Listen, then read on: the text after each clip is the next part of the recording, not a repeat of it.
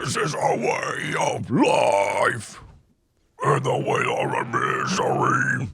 And I brought some things. You know what I'm saying? No. No Whitechapel. The saw is the law. No. A little too on the nose. Welcome to Haunts, Graves, and Omens. Welcome. Welcome to a slightly hungover episode of Haunts, Graves, and Omens. You're slightly hungover. Yeah. I'm just sleepy. Yeah. Well, me and Taylor cut it up last night. And by that, I mean we just drank a lot. I had 4 drinks. She had 4 I didn't drinks. even have that many. I didn't drink a lot. Well, you don't really need to drink a lot. That is true. I had like 2 Negronis. I had a, what was it, pink passion sour, and then I had a cider. That was it. That was all. By the second Negroni, you were like, I'm fucking drunk. I was. And I was like, nice, bro.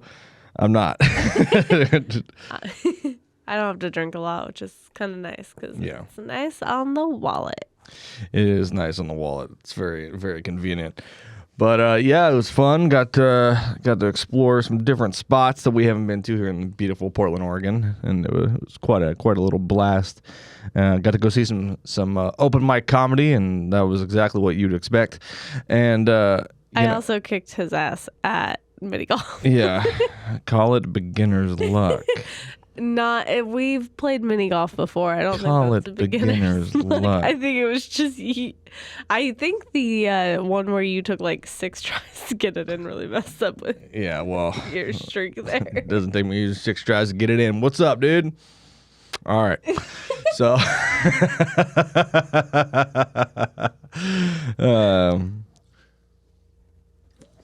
yeah, no, go ahead and just hold the silence. It's really appreciated. I don't know. I'm just trying to drink my Red Bull. But I don't know. It was fun. It was tight. Had a grand old time walking through Portland in the middle of the night. And that was quite the experience. But we are back with part 2, the tale of 2 Jacks, Spring Heel Jack and Jack the Ripper. Last week, we told you the story of Spring Heel Jack and the legend and how he haunted, Victorian London, and the beginning in the canonical 5 of Jack the Ripper. Talk about the canonical 5. This week, we're going to get into the lesser known other Whitechapel murders that may be attributed to to Jack the Ripper. Okay. Get into the investigation, get into suspects, and just have a generally weird time talking about murder. All right. Are you ready to get into it? I'm as ready as I can be. We didn't even introduce ourselves. Oh, yeah. What's up? Yeah, see how tired we are? We're having a moment. My name is Fred Stewart, and with me, as always, my lovely co-host. It's Taylor. Hello, Tay. Hi. And then, of course, we have Marty Cowick on cameras, as you can see. Yeah, Charlie Haggard on the corner there. Oh, what? Yeah. I didn't even notice that. There he is.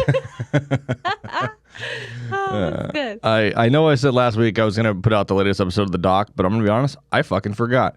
So I'll be uploading that hopefully today, and we'll get that shit out. And it's just, listen, we got a lot going on. Okay. Yeah. I get you. I got it. I get you. I literally thought about it yesterday, and I was like, I should upload that. Then it was like, all right, let's go party, start drinking. It's like, all right. But are you ready to get into it? Officially am ready. Okay. So talking about the later Whitechapel murders posed the canonical 5. So Mary Jane Kelly is generally considered to be the Ripper's final victim. And it is assumed that the crimes ended because of the culprit's death, imprisonment, or institutionalism, or immigration of the individual. The Whitechapel murders filed details another 4 murders that occurred after the canonical 5, that of Rose Milet, Alice Mackenzie, Pinchin Street Torso, literally what it says, and Francis Coles. The strangled body of 26-year-old Rose Milet was found in Clark's Yard, High Street, Poplar, on the 20th of December in 1888. There was no sign of a struggle, and police believe that she had either accidentally hanged herself with her collar while in a drunken stupor, or committed suicide. However, faint markings left by a cord on one side of the neck suggest that she had actually been strangled. In an inquest to Milet's death, the jury returned with the verdict of murder. Alice Mackenzie, however, was murdered shortly after midnight on July 17, 1889, in Castle Alley, Whitechapel. She suffered 2 stab wounds in the neck and left her and her left carotid artery had been severed. Several minor bruises, cuts were found on the body, which also bore a 7-inch long superficial wound extending from her left breast to her navel. One of the examining pathologists, Thomas Bond, believed that this was a Ripper murder. Though his colleague George Baxter Phillips, GBP, if you will, who also examined the 3 of the previous victims, disagreed. Opinions among writers also divided between those who suspected Mackenzie's murder to be, copied by like the modus operandi of Jack the Ripper to deflect suspicion from himself. And those who ascribe this murder to Jack the Ripper, all believe that this is definitely one of his works of art. This isn't just somebody copying, Jack. Okay. As for the Pinchin Street torso, is what they call it, was a decomposing headless and legless torso of a unidentified woman between the ages of 30 and 40, discovered beneath a railway arch on Pinchin Street, Whitechapel, on September 10th, 1889. Bruising around the victim's back, hip, and arm indicate the decadent and extensively beating before her death. Incredibly violent way to die. The victim's abdomen was also extensively mutilated, although her genitals had not been wounded, which is pretty inconsistent for what we know about Jack the Ripper killings. She also appeared to have been killed approximately 1 day prior to discovering her torso. The dismembered sections of the body are believed to have been transported to the railway arch, hidden under an old chemise.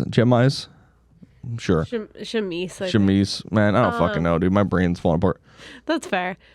So they never found any of the other pieces, as far as I know, no. Part? They never They just found that one the torso. Well, I'm just curious where the rest of. Man. You look at the Ripper killings, and you look at how he was taking, they call them trophies. Yeah. So he's taking pieces of the victims for whatever reason. So right. I mean, if it is a Ripper killing, I mean that's pretty consistent. But that's a lot of shit to take. It is, and it's also, I mean, before that it was organs. Yeah. It was not full body parts, which is kind of I feel like a large escalation. Yeah, so that's why I feel like that one's not really a Ripper killing. I mean, personally, I don't see that equating. I feel like you're right. That's a large escalation from, from the previous killings. Yeah. If there had been a slow escalation of he took an arm this time or he took a leg, and it slowly built up and up and up to him taking 2 arms, 2 legs, and her head. Yeah. I feel like that would be, understandable, but I feel like that's such a large jump and a large escalation. Yeah, for sure. That's you kind of start to see one of the killing of excuse me if I go back of Alice Mackenzie. I could see that being a Ripper killing because it kind of follows the same modus operandi, but it could just be honestly, in the most fucked up way, it could just be a random street crime. There's no real way to tell, because like I said, the Ripper was very concise about what the Ripper did. Yeah. They had a very clear modus operandi, and they did it a certain way, and it's kind of, you don't ever see them changing their way of killing. The only one I can really think of is Israel Keys, which I will cover in an episode one of these days, who lived in Alaska, would fly to another state, pick up a kill kit in a different state by driving there, and then drive to a different state, kill somebody in a random town, come back, drop off his kill kit in that original state, come back to his other state, fly back home. Like, that's why he was around for so long, is because he was impossible to fucking track down, because it just did not make sense. Right, which that's not like the only instance of that happening. Like, that has happened. Was that one in Romania? I'm not quite sure. I want to say that he was the one. He only got caught because there was like a very minuscule like connection to crimes overseas, and he was caught in the U.S. Interesting. Like Jack Unterweger? It might have been Unterweger. Well, Unterweger killed in the U.S., so maybe not Unterweger. But didn't he killed another? He did. He killed one person or two people in Austria, I want to say, and then he came to the U.S. I think he got released in Austria, then came to the U.S. and started killing people again. Yeah, and I don't think they held him for very long in Austria. No. Well, I mean, I think I don't know. It's a whole thing. It's a whole thing, but I don't remember. With him, that whole story is incredibly dark, but it's also fascinating to look at international law. We're going off a different tangent, but basically he got tried in Austria for the murders he committed in the U.S. Right. Yeah, and it's just like, that's fucking pretty wild. That is wild. Anyways, talk about one of the last, kind of killings that, well, definitely the last, but one of the killings that happened around this time that could be related to the Ripper. At 2:15 a.m. on February 13th, 1891, PC Ernest Thompson discovered a 25-year-old prostitute named Frances Coles lying beneath a railway arch in Shallow Gardens, Whitechapel. Her throat had been deeply cut, but her body was not mutilated, leading some to believe Thompson had disturbed her assailant. Coles was still alive, although she did die before medical help could arrive. A 53-year-old stoker, James Thomas Sadler, had been seen earlier drinking with Coles, and the two have been known to have argued approximately 3 hours before her death. Sadler was arrested by police and charged with her murder, but was briefly thought to be the Ripper, but later was discharged from court for lack of evidence just a month later. So, in addition to the 11 Whitechapel murders, commentators have linked other attacks to the Ripper. In the case of the Fairy Fae, it is unclear whether this attack was real or fabricated as part of Ripper lore. The Fairy Fae was a nickname given to an unidentified woman whose body was allegedly found in a doorway close to Commercial Road on December 26, 1887. Quote, after a stake had been thrust through her abdomen, but there was no records of murders in Whitechapel and around that time. She just appeared and she had a fucking stake in her abdomen, and they attributed it to the Ripper, but no one really knows who this person was who killed this individual. Fairy Fae seems to have been created through a confused press report about the murder of Emma Elizabeth Smith, who had a stick or blunt object shoved into her nether regions that we talked about last week. Most authors agree that the victim of the Fairy Fae never actually existed. I mean, it's not like nowadays where it's like, this person was very clearly murdered. It's like, it's fucking, God, how many years, Like, yeah, right. It just, it doesn't equate. Okay. So, talk about some even more murders and stabbings. A 38-year-old widow named Annie Millwood was admitted to the Whitechapel Workhouse Infirmary with numerous stab wounds to her legs and lower torso on February 25th, 1888, informing staff that she had been attacked with a clasp knife by an unknown man. She was later discharged but died from apparently natural causes on March 31st. Natural causes being, they just were like, "Are you good, mate? Yep, you're all right." Just shove some fucking cotton and cigarette rolls in there, you'll be all right. Because it's the 1800s, and people, I mean, it's almost the fucking the 20th century, but still, like, come on. Not the best medical health care, so. No, not the natural causes was probably blood poisoning from an infection. Just being real. Probably, Millwood was later postulated to be the Ripper's first victim, although this attack cannot be definitively linked to the perpetrator. It's all speculation. Another suspected pre-canonical victim was a young dressmaker named Ada Wilson, who was reportedly survived being stabbed twice in the neck with a clasp knife upon the doorstep of her home on Bow on Bow on March 20th, 1888. A further possible victim was 40-year-old Annie Farmer, who resided in the same lodging house as Martha Tabarin and reported an attack on November 21st, 1888. She had received a superficial cut to her throat. Although an unknown man with blood on his mouth and hands had run out of the lodging house shouting, "Look at what she has done," before two eyewitnesses heard Farmer scream. Her wound was light and possibly self-inflicted. I will say that, I mean, there's always a possibility, because some of these cases do sound like, yeah, they could be connected, but it also could be that there was more than just the one serial killer. Yeah, right around that time. I mean, that's always a possibility. Because there are some where, like, it makes sense, like the style of knife that have been used would make sense if it wasn't connected to Jack the Ripper. Yeah. It was actually then another serial killer, you know. Yeah, absolutely.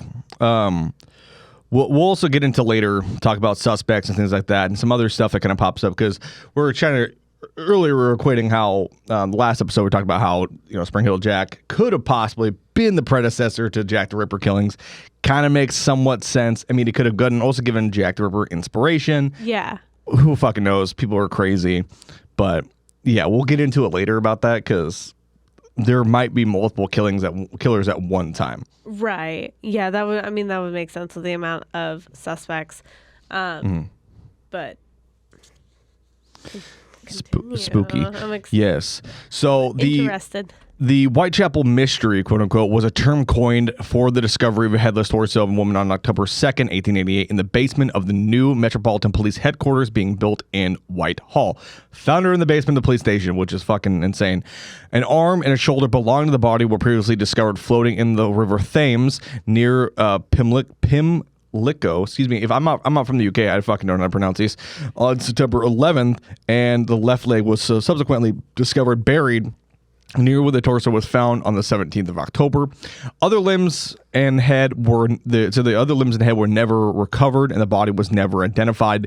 The mutilations were close to that of the Pinchin Street torso case that we talked about earlier, where the legs and head were severed, but not the arms. So that's what I was going to say. It sounds very similar to Pinchin Street, which could, of course, be another serial killer and not at all Jack the Ripper. Mm-hmm. Well, it's like you look at oh my gosh, what's his name? It's I'm forgetting his name. It was Otis Toole, and then man, I'm forgetting his name. There was two serial killers that were operating together. I want to say his name started with H. Harold Shipman. Oh, okay. I want to say it was Harold Shipman and Otis Toole. I want to say were the two who were two separate serial killers, and then they met each other, and then they started killing together. Yeah, so it's like, we fucking don't know, dude, you know? We really don't, yeah. Anything's possible, which is terrifying.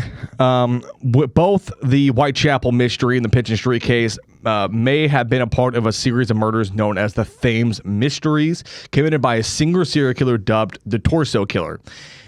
It is debatable whether Jack the Ripper and the Torso serial killer were the same person or separate serial killers active in the same area. I think they're personally different, but that's just me. I agree. The modus operandi of the Torso killer differed from that of Ripper, and the police at the same time discounted any connection between the two.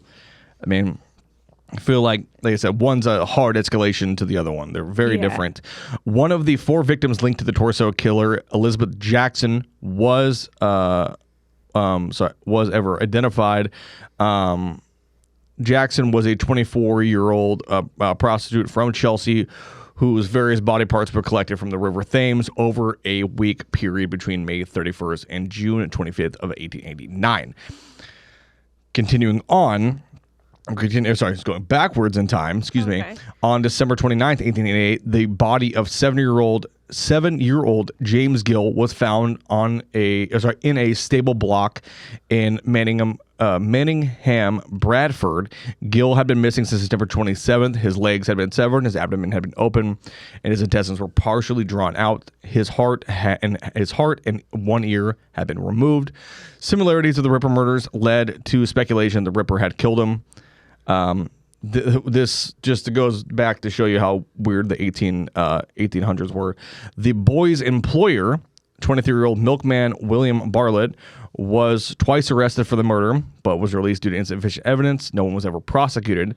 He had a job. He was probably doing his job and then was abducted and killed. Which I don't necessarily think that one is attributed to Jack the Ripper, personally, because it is... the like criteria that Jack the Ripper has is they're women, they're 20s plus, and they do sex work. Yeah, that's literally like his go-to modus operandi of a victim choosing. Yeah. And so him to go out and kill a child doesn't really equate to me. A 7-year-old boy who works with a milkman doesn't check any of those boxes, you know, that you attribute to Jack the Ripper. And so one of the last few bodies that was kind of found around this time was that of Carrie Brown, nicknamed Shakespeare, reportedly for her habit of quoting Shakespeare's sonnets. She was strangled with clothing and then mutilated with a knife on April 24th, 1891 in New York City. Right? Mm-hmm. This is actually going to equate later on when I start talking about other killings. Her body was found, and with a large tear through her groin area and superficial cuts on the backs of her back and legs. No organs were removed from the scene, although an ovary was found upon the bed, either purposely removing or unintentionally getting dislodged during the assault. At the time of the murder, it was compared to that of the Whitechapel killings, Whitechapel murders, although the Metropolitan Police eventually ruled out any connection. Now, time to get into the investigation. Okay. We've talked about the death. We've talked about the misery.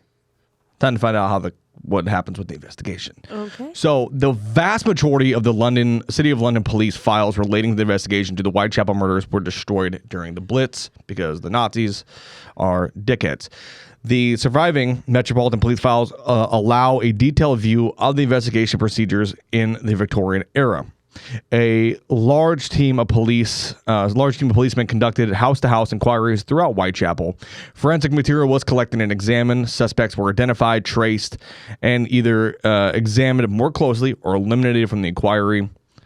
Modern police work follows the same pattern. More than 2,000 people were interviewed. Quote, upwards of 300 people were investigated and 30 were detained. Following the murders of Stride and Dowles, the commissioner of the city police, Sir James Fraser, offered a reward of £500 for the arrest, 500 euros for the arrest of the Ripper. Wow. And 500 euros, and we'll do 1888. Let's see, how much money would that be? About $16,000. So... Wow. It's pretty life-changing. Yeah. Especially back then. So the investigation was initially conducted by the Metropolitan Police Whitechapel Division Criminal Investigation Department. Wow, that's a lot of words. So it was headed by Detective Inspector Edmund Reed. After the murders of Nichols and Detective Inspector Frederick Aberline, Henry Moore and Walter Andrews were sent from the central office at Scotland Yard to assist. The City of London Police were involved under Detective Inspector James McWilliam after the Dowles murder, which occurred within the City of London. The overall direction of the murder inquiries was hampered by the fact that the newly appointed head of the CID, the Criminal Investigation Department, Robert Anderson, was on leave in Switzerland between September 7th and October 6th, during the time when Chapman, Stride, and Dowles were killed. The promoted, so this prompted Metropolitan Police Commissioner Sir Charles Warren to appoint Chief Inspector Donald Swanson to coordinate the inquiry from Scotland Yard. Everybody gets interviewed. Butchers, slaughterers, surgeons, and physicians were suspected because of the manner of the mutilations. Right. A surviving note from Major Henry Smith, acting commissioner of city police, indicates that the alibis of local butchers and slaughterers were investigated, with the result that they were eliminated from the inquiry. A report from Inspector Swanson at the Home Office confirms that 76 butchers and slaughterers were visited, and that the inquiry encompassed all of their employees for the previous 6 months. Some of the contemporaneous figures including Queen Victoria, thought that the pattern of the murders indicated that the culprit was a butcher or cattle drover on one of the cattle boats that plied between London and mainland Europe. Whitechapel was close to the London docks, and usually such boats, docked in. But on Thursday or Friday and departed either Saturday or Sunday. The cattle boats were examined, but the dates of the murders did not coincide with the single boat's movements and the transfer of the crewmen between boats, so that was all ruled out. Okay. At the end of October, Robert Anderson asked the police surgeon Thomas Bond to give an opinion on the extent of the murderer's surgical skill and knowledge. The opinion was offered by Bond on the character of the Whitechapel murderer is the earliest surviving offender profile, much like how the U.S. Has our FBI field offices, that we do our criminal profiling, where they'll be like, they'll look at a set of murders, they'll look at the characteristics of it, and they'll go, it's probably a 30-something-year-old male, lives by himself, yada, yada, yada, yada. And they're able to kind of, get this narrowed down. That shit to me is like fucking voodoo. I do not understand how they do it, but damn is it cool how they do it, Profiling is something that is just fucking weird. Yeah, criminal profiling is bizarre. It's just... And the way that the FBI was able to... Obviously, this is in the UK, but the way the FBI was able to kind of start their program for it was pretty intense, going and interviewing serial killers and getting, going to serial killers and be like, what do you think of this guy? Right. And then they kind of give the serial killers give their own assessment. Well, and it's quite also, bizarre. It's also like psychology. Yeah. Like all the profilers are fucking phenomenal at psychology. Yeah. And it's just crazy to think about. Mr. Bond, what do you think that the Whitechapel murderer is? Well, let me take a look at it. I think he's a big stinky baby. So, I don't know. Bond's assessment was based on his own examination of the most extensively mutilated victim and the post-mortem notes of the 4 previous canonical 5. He wrote, and quote, all 5 victims no doubt were committed by the same hand. In the first 4, the throats appear to have been cut from left to right. In this case, owing to the extensive mutilation, it is impossible to say what direction the fatal cut was made, but arterial blood was found on the wall in splashes close to where the woman's head must have been lying. All the circumstances surrounding the murders lead me to form an opinion that the women must have been lying down when murdered, and in every case, the throat was first cut. I'm joking. It's fine. Yes. Bond was strongly opposed to the idea that the murderer possessed any kind of scientific or anatomical knowledge, or even, quote, the technical knowledge of a butcher or horse slaughterer. Oh. Yes. So they didn't even think like he fucking had any idea what he was doing. He just started cutting people up and started figuring out. I don't know. I feel like there's no way. Like you have to have some sort of knowledge of anatomy, at least a little bit. I don't think you necessarily do. I don't think you have to have knowledge just to cut people open. Well, I mean okay, like I don't know. In an actual medical practice, yes. in a murdering fashion, I don't think that is the case. It's just the amount of like precision, I don't think it. From what it seems like, it wasn't very precision. It wasn't very. There's not really a lot of precision here. It seems. You come to these. I don't know if you've ever seen the Jack the Ripper crime scene photos, but they're not very precise. It's not like a surgery room where it's like, okay, we've made our incisions and we open the chest cavity and then we move. It's just like fucking open and they start ripping shit out. Like there's no real precision. It's just like, I don't know. They just start taking stuff out of the person. I don't know. I feel like it'd be hard to like find your ovaries and take your ovaries. Not if they just keep cutting till they find something. And then know. after the first couple murders, they kind of started figuring out where stuff is. I don't know. Anyway, in his opinion, the killer must have been a man of solitary habits, subject to periodical attacks of homicidal and erotic mania, with the character of mutilations possibly indicating psoriasis? No, satiricis? Satiricis? Yeah. Satiricis, hypersexuality. Okay, so like nymphomania and okay, so Stop using so many big fucking words. well, it's the 1800s. Basically, he gets off on Bond. Basically, says that the killer gets off on these killings, which makes sense. Absolutely. Bond also stated that the homicidal impulse may have been developed from a revengeful or brooding condition of the mind, or religious mania may have been the original disease, but I do not think either hypothesis is likely. I mean, I feel like it was just personally a hatred for women. I don't really think so. I mean, I think there is a hatred for women. I mean, yeah, maybe, but Look at who he goes after. He doesn't go after men at all. Yeah. That's a start. And just the brutality aside from like him likely, enjoying these murders, I think that part of it also has to do with a hatred of women, just based on how brutal it is and who he chooses. Yeah, I can maybe see that. I don't know if it's the women specifically that he's the reason he's going after him is because he hates men. Look at Ted Bundy, for example. He killed 30 women, right? I wouldn't personally. I mean, yes, he's a fucking deranged psychopath, right?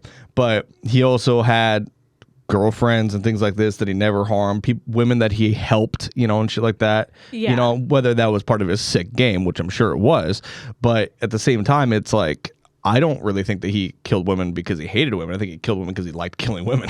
Well, I think a hatred of women does play into it, though.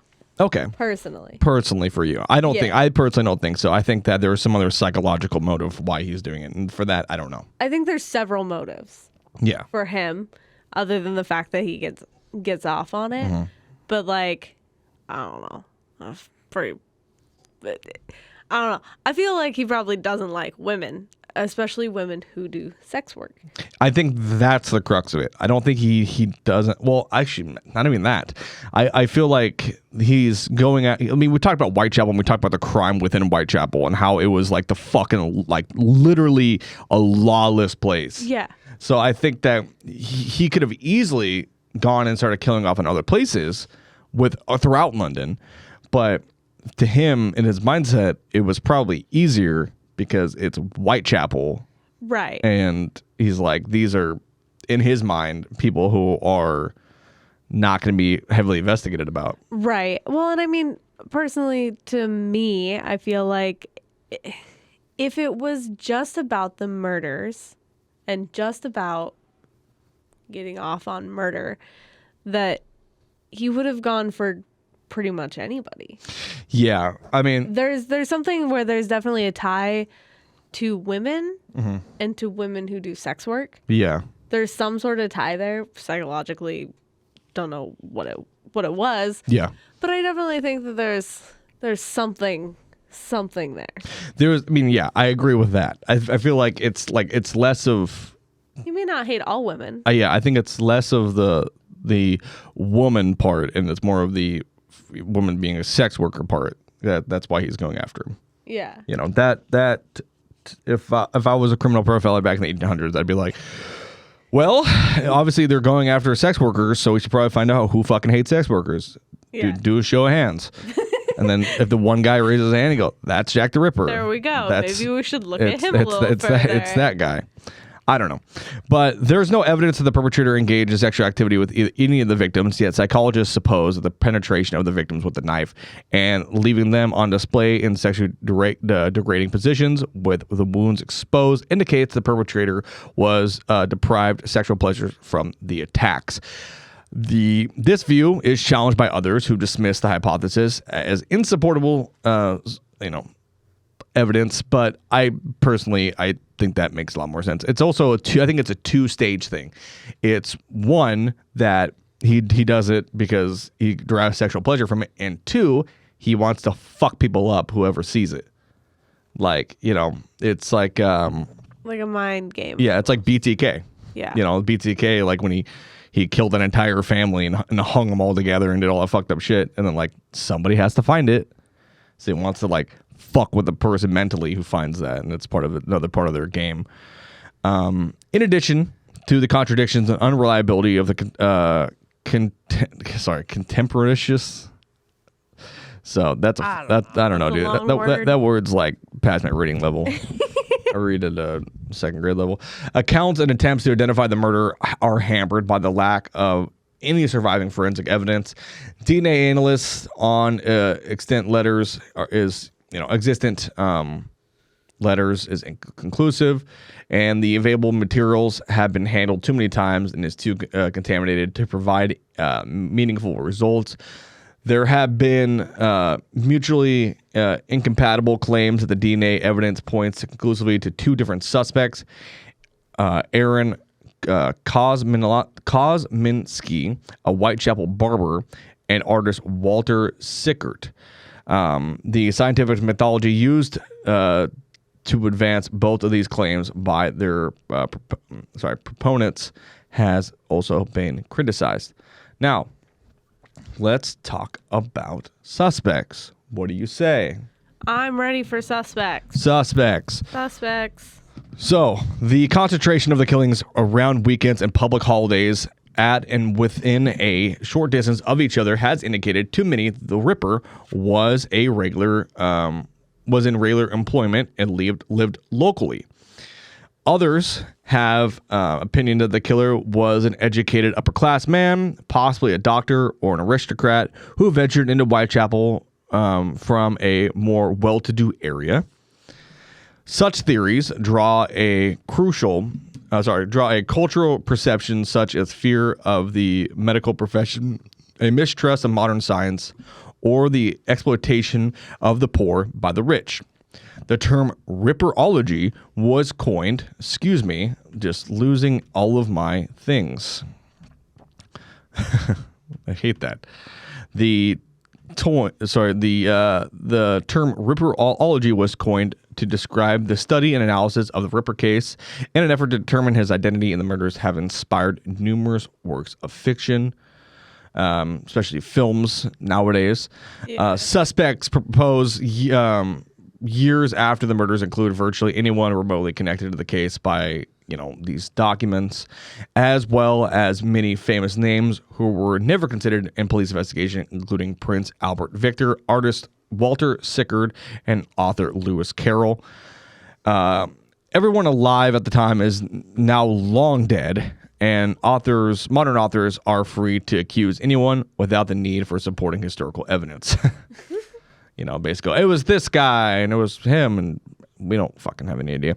Suspects named in the in all police documents include the three in Sir Melville Macnaghten's 1894 memorandum, but the evidence against each of these individuals is at best circumstantial. Oh, okay. There are many varied theories about the actual identity of the profession of Jack the Ripper, and the authorities are not, agreed upon in any of them, and the number of the named suspect reaches over 100. Despite the continued interest in the case, the Ripper's identity remains unknown. So, we did talk about, last week how the Ripper wrote letters. Yeah, right. Over the course of the Whitechapel murders, police, newspapers, and other individuals received hundreds of letters regarding the case. Some letters were well intended offers of advice of how to catch the killer, but most the vast majority were just hoaxes or generally useless. Hundreds of letters claimed to have been written by the killer himself. 3 of these in particular are prominent: the Dear Boss letter, the Saucy Jackie postcard, and the From Hell letter. The Dear Boss letter we talked about last week. It was dated September 25th and postmarked September 27th, 1888, and received by that day by the Central News Agency and was forwarded to the Scotland Yard on September 29th. Initially, it was considered a hoax, but when Dallas was found 3 days after the letter was postmarked with a section of one ear cut from her body, the promise the author to clip the lady's ears off gained attention. Adele's ear appeared to have been cut by the killer incidentally during his attack, and the letter writer's threat to send ears to police was actually never carried out. The name Jack the Ripper was first used in this letter by the signatory and gained worldwide notoriety after its publication. Most of the letters that followed this copied the letter's tone, and some authors adopted pseudonyms such as George of the High Rip Gang, Jack Sheridan the Ripper, and many others. Some of the sources claim that another of the letters dated September 17th, 1888 was the first to use the name Jack the Ripper, but most experts believe this was a fake to inserted into police records in the 20th century. Oh. The Saucy Jack postcard was postmarked October 1st, 1888. It was received the same day by Central News Agency. The handwriting was similar to the Dear Boss letter and mentioned the canonical murders committed on September 30th, which the author refers to as the double event this time. It has been argued the postcard was posted before the murders were publicized, making it unlikely that it was a crank would have had the knowledge of the crime.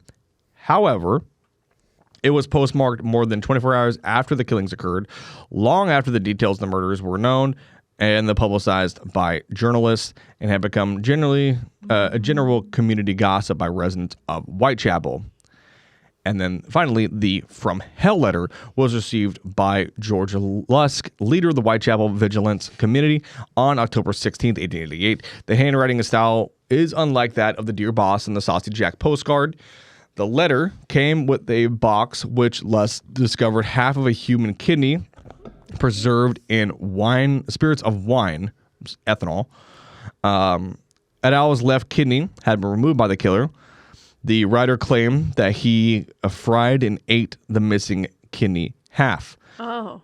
There is a disagreement over the kidney, and some contended that it actually belonged to Adele's, while others argued that it was some macabre practical joke because people are fucking crazy.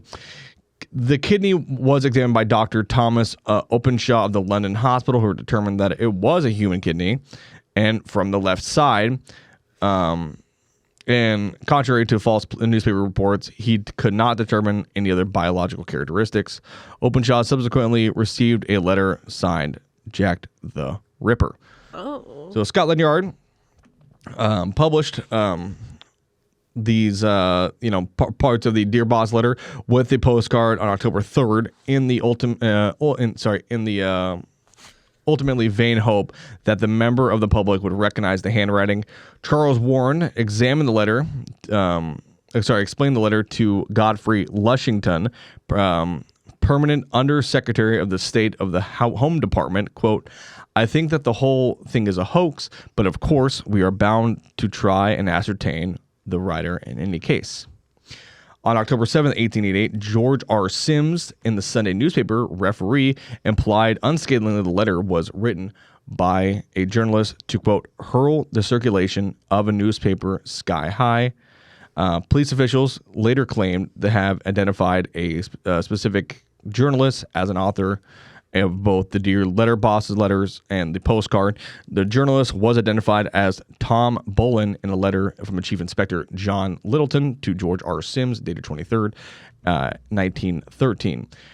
A journalist named Fred Best reportedly confessed in 1931 that he and his colleague at the Star had written the letters and signed Jack the Ripper to heighten the interest of the murders and keep the business alive.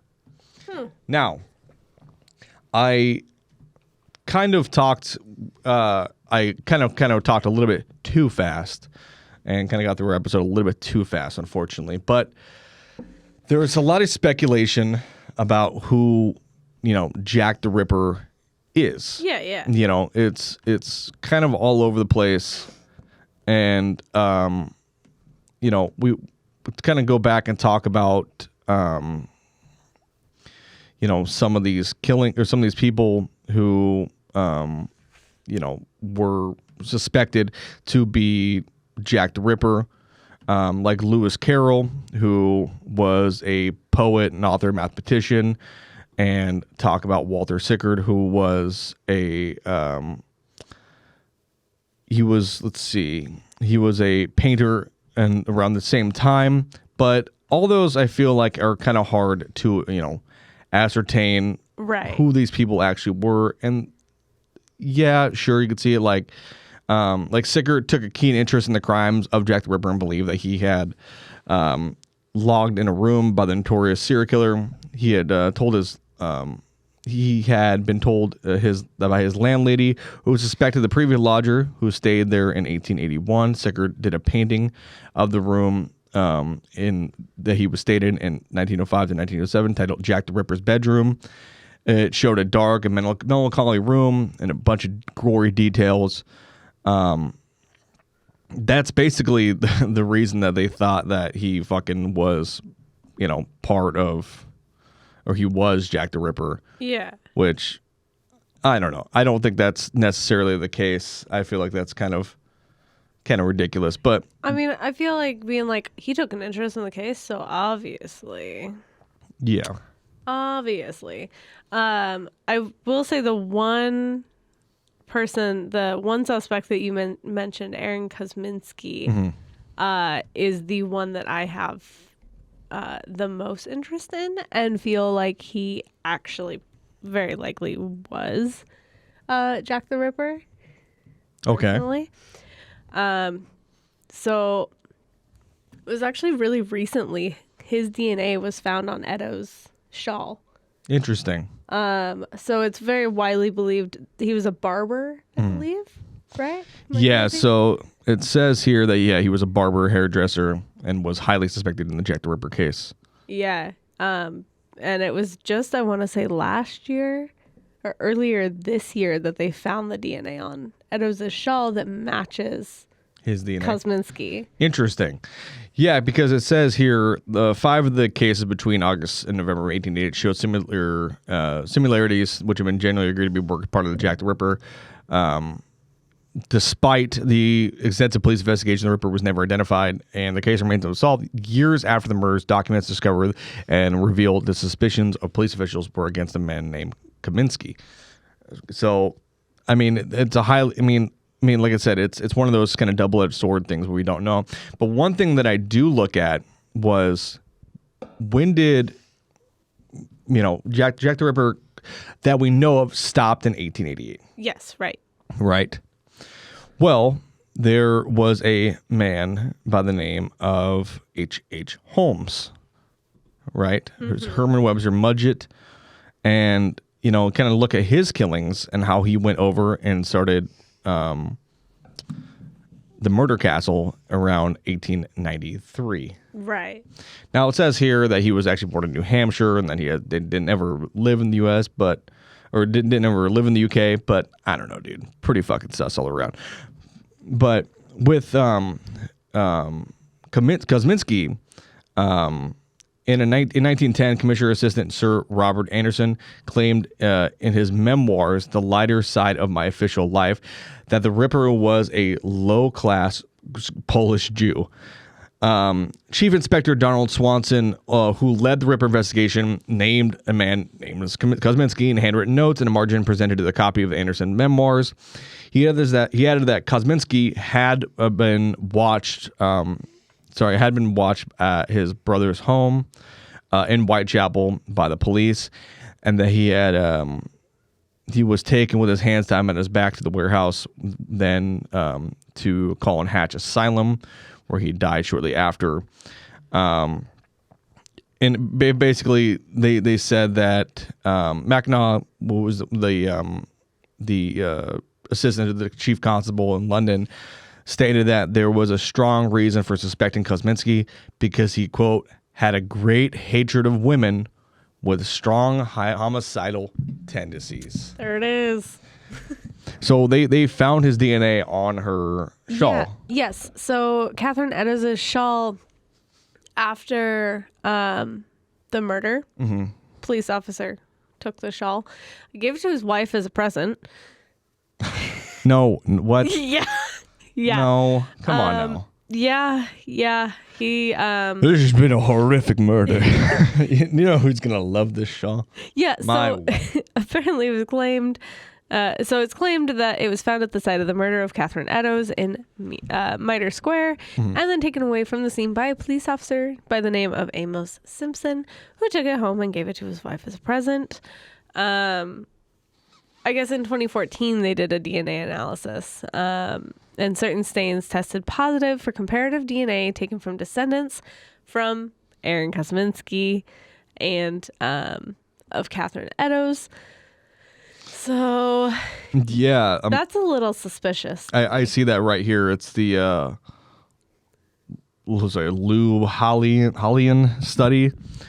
So it says on September 17, 2014, an expert in historic DNA analysis announced that he had been commissioned by the British author Russell Edwards to study a shawl that had been found with victim Catherine Eddowes and had been extracted mitochondrial DNA that matches female line of descendants of Eddowes and mitochondrial DNA that matches female line descendants of Kosminski's Kosminski's sisters from the shawl. Luhanen stated the first strand of DNA shows a 99.2% match, as the analysis instrument couldn't have not determined the sequence of the missing 0.8% of fragment of DNA. The testing of the second strand, we achieved a perfect 100% match. Which is fucking wild. This happened in 1888. Yeah. And in 2014, they were able to extract DNA, which is crazy. You think it would be all like degraded by now, the DNA. Yeah. But it's not. And that's just wild. Yeah, that's pretty wild. So it says that the DNA samples proved that Kosminski was definitely, categorically, and absolutely the person responsible for the Whitechapel murders committed by Jack the Ripper. Interesting. If y'all are curious, Kosminski died at the age of 53 of gangrene in the leg in a London mental hospital in 1919. Yeah, so it says here that he kind of grew up in Poland, and lived there for a long time. He immigrated from Poland in the 1800s or 1881, likely with his sister's family. The family initially lived in Germany. Kind of grew up. His nephew was born around that time. The family then moved to Britain and settled somewhere between the time of 1881 or 1882. His mother was listed as a widow, did not immigrate with the family immediately and had joined them by 1894. It is unknown whether his father died or abandoned the family, but he did not immigrate to Britain with the rest of them. And just, seems like a general story of just people moving around throughout Europe. Right. Says that he did not attempt to work for years and just kind of bounced around, didn't really do much. But it says on July 12th, 1890, Kosminski was placed in the Mill End Town workhouse due to his worsening mental illness, with his brother Wolf certifying the entry, and he was released 3 days later. On February 4th, 1891, he was returned to the workhouse, possibly by police. And on February 7th, he was transferred to the Colney Hatch Lunatic Asylum. A witness certification of this entry reported that Jacob Cohen, given some basic information, stated that Kosminski had threatened his sister with a knife. It is unclear whether this meant Kosminski's sister or Cohen's. Kosminski remained in the lunatic asylum for 3 years until he admitted in April 19th of 1894 to the Levens Den Asylum, went to a different asylum. Case notes indicate that Kosminski had been ill since at least 1885, kind of right in that pocket for stuff. He's definitely right in the pocket for everything. His insanity took the form of auditory hallucinations, a paranoid fear being fed by other people that drove him to pick up and eat food dropped as litter, and a refusal to wash or bathe. This caused the cause of his insanity was recorded as self-abuse, which was thought to be a euphemism for masturbating. His poor diet basically just fucked him up. I mean, lose a lot of weight for years. And by February 1919, around where he died at the age of 53, he just weighed 96 pounds. It's crazy. The other thing is, right at the peak of everything of 1888, Kosminski was 23 years old. Oh, right. And so young. Yeah. I assume at that point, able-bodied to be a murderer. Like, he was 23 years old, which is crazy. Yeah. I mean, it's pretty. I mean, it's definitely. I mean, kind of fits the modus operandi. Dude was heavily having mental health problems and was fucking crazy, essentially. Homicidal tendency, hated women, was, like, it just shit kind of, and even the police were like, it's probably fucking this guy, but like, it's hard to tell. There's no, DNA evidence, but now we have DNA evidence. We proved that he is, at least that we know, the killer of one of the victims' canonical 5. Which, in my opinion, kind of ties you to the other. Yeah, fucking bro. If they could just do DNA evidence for one person, like per murder, yeah, like per series of killings, and they would have got him for that one, they would have been like, well, clearly you did the other ones, and he probably would have been like, fucking probably, Like it's crazy, just that now recently within the past decade, we've been able to identify. Yeah, it's pretty weird. It says in 1987, Ripper author Martin Fido searched asylum records for any inmates named Kosminski and found only one, Aaron Kosminski. At the time of the murders, Aaron apparently lived either on Providence Street or Greenfield Street, both addresses which are close to the sites of the murders. Oh. The addresses given in the asylum records are in the Mill End Old Town, just on the edge of Whitechapel. The description of Aaron Kosminski's symptoms and other cases indicate that he had paranoid schizophrenia. Mackinac notes that, one of the investigators notes that Kosminski indulged in solitary vices, and in his memoirs, Anderson wrote of the suspect's unmentionable vices, both of which match the claim in the case. Notes that Aaron Kosminski committed self-abuse. He jerked off a lot. Swanson's notes match the known details of Aaron Kosminski's life. They reported that a suspect went to the workhouse and then to Colney Hatch, and the details about his early death does not match Kosminski, who lived until 1919. But fucking whatever, dude. Like, it's pretty fucking crazy, right? It's pretty weird. Like, I know. I think that. Yeah, I think that's. I mean, there's no way to look at it any other way, I suppose. It's Aaron Kosminski is Jack the Ripper, so it's Aaron the Ripper. Kosminski the killer. That's not a bad one, but again, we gotta stop giving him like. Yeah, this is the pee pee poo poo fucking jerk off ghost. There we go. That works. I think that worked out pretty well as a name. Yeah. No one's gonna want to keep committing murders if that's their name. Yeah. Well, yeah. I mean, I don't think that's gonna be the case. I don't think they really care about the name they're given. Some of them do, but most of them are just killing just to kill. I mean, yeah, some are killing just to kill, but there are absolutely those who care about Well, how they're portrayed in the media. sure, but like Richard Ramirez, though, he didn't fucking care. No. He was just killing just to kill. The only time that he ever really cared about anything is when he carved a little pentagram into his hand and went into the courtroom like this. That's because he's doing it because he knew it'd freak people out because he's had one elusive thought when he wasn't eating candy and worshiping the devil, trying to kill people. Anyway, that is the story.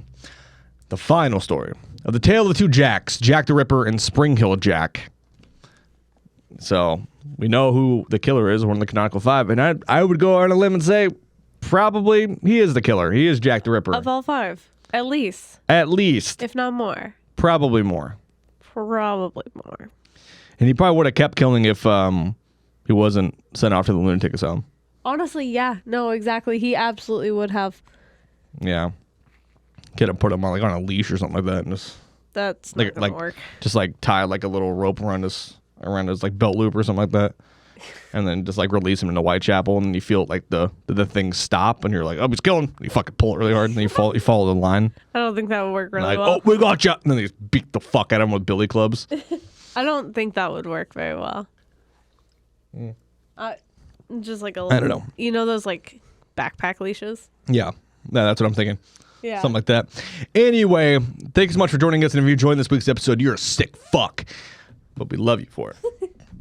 If you want to go and follow us, or go ahead and rate us 5 stars in the listening app, like, share, subscribe on YouTube, and all that fun stuff. You already know the business. It's the end of show closing notes thing. Be sure to follow us on Instagram at HGOPodcast. You can follow us on TikTok also at HGOPodcast. You can follow us on Facebook at Haunts, Graves, and Omens. If you want to follow me on Instagram, you can at I Hunt the Haunted. Check me out. Tay. All right. You can follow me on Instagram and TikTok at Lunar Thrill. You can also follow our puppy's new Instagram at Spirit the Turv. Spirit the Turv. She's downstairs taking a nap. Hell yeah. She's not very excited right now. And then I guess we'll just pass it on to Marty. Follow me at Ghetto Feather on Instagram. Thank you, Marty. Whoa. Yeah, we're getting closer and closer and closer each week. It's just creeping up on us like a bad Thai food in your guts, just creeping up on you.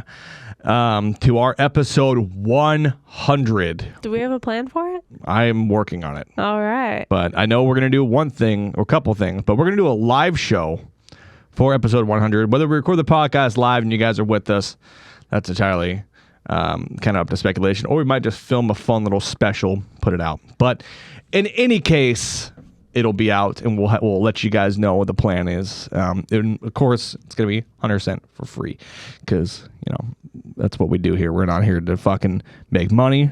We're here because we like talking about weird shit, and you like hearing about weird shit. I'll come over there and kiss you on the eyebrows. But until next week, stay spooky. Stay haunted.